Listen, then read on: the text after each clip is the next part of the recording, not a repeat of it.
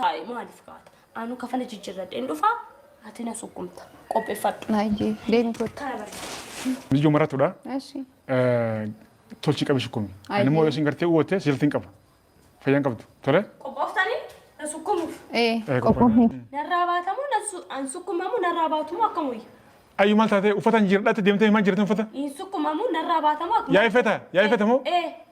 Saayideen sun tumane beekadhu. Saayideen sun tumane anas tumame. Anchi. Saayideen sun tumane beekadhu. Saayideen sun tumane anas tumame. Anchi. Wayne kaya. Wayne. Zio. Eban. Wayne kaya. Allahu akbar. Allah.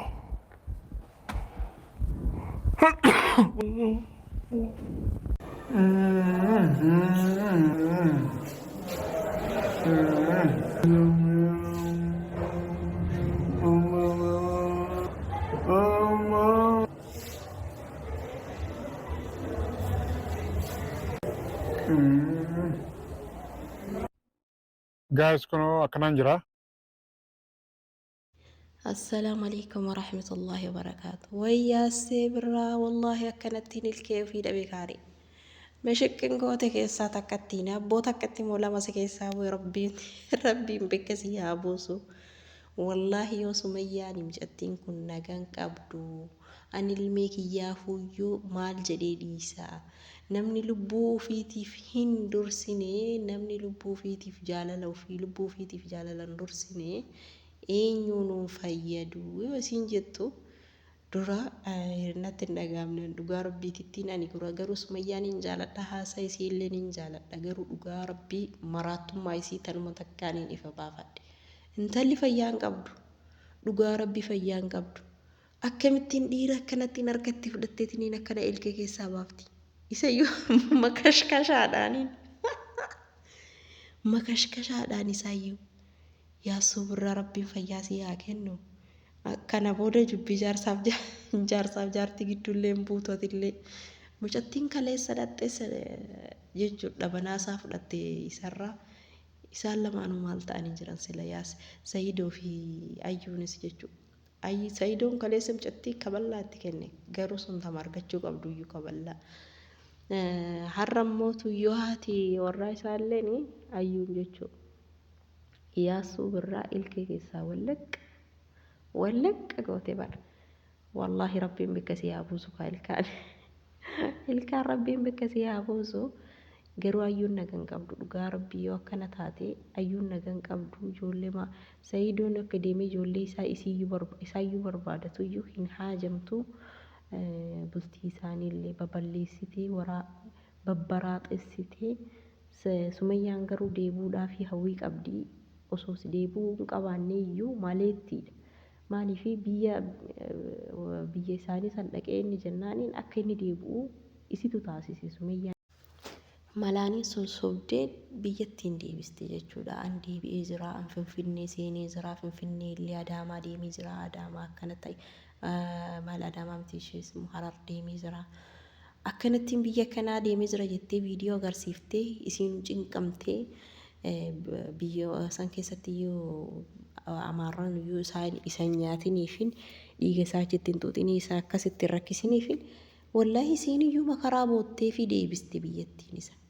Isiin ammootu iyyuu yeroo inni dhufee isiin dhuftee biyya keessa geettee bakkee tokko jirtu akka isaan waliin agarree fi shira uumti shira. Naante fiilmii warra Hindiitiif warra Turkii gootanii barbaqqa wallahi akkas fakkaate bara. Maal jechuudha kalaas yoo walitti araaramanii yoo jaarsaaf jaartiin walitti deebi'anii nagaan wajjin ta'an bareeda jennee namni marru bareeda jedhee yaada garuu naka kiyyattiin bareeda.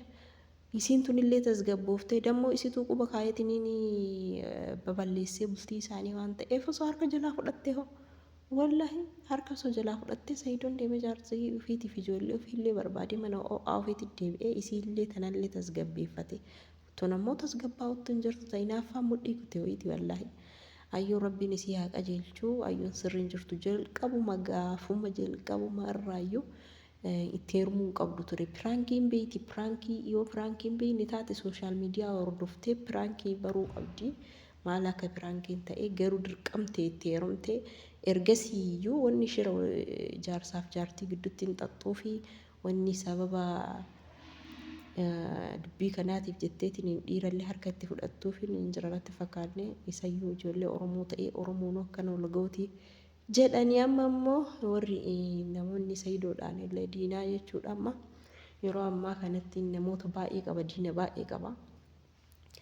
Diinaafin akka harka kennatuun goosifte akka ijaan xiyyeeffatanii ilaalaniin akka inni majnuuna kana fuudhee isiidhaafin jedhee Sumayyaan gatee jedhaniitiin hin jedhan goosiftee xiyyeeffannootti kennitee jechuudha dhugaa rabbii dubbachuuf.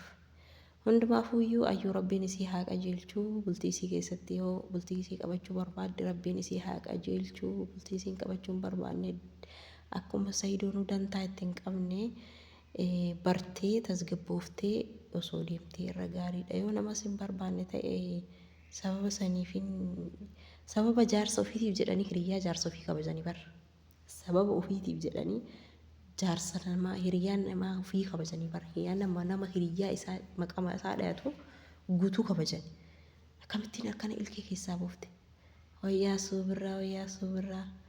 Amma bakka ilkee dhaabadhuuti akkanatti sirraan bareedu yuutuubii irra lammaffaa deemtee dalaguu si dhoorkite sillee kana booda mashaqii goote kaarruu baafte garuu takkatti immoo lamas keessaa bu'illee sumaan nuu himi rabbiin si haa afiu ilkee kan kee kas keessaa baate illee rabbiin si haa deebisu Sayidoollee wallaahi tasgabbii rabbiin haa kennuuf abboo wallaahi namni jaartii lama fuudhee nama qiyaamaa dhabarra keessaa fuuyyuu xawan waallee dubartiidha akkana وفي الدبلوني بسم الله الرحمن الرحيم دعاء لا ما مفجسين سبب ساتين نممي دماجرة سبب هري وفي مي دم في ريان اساس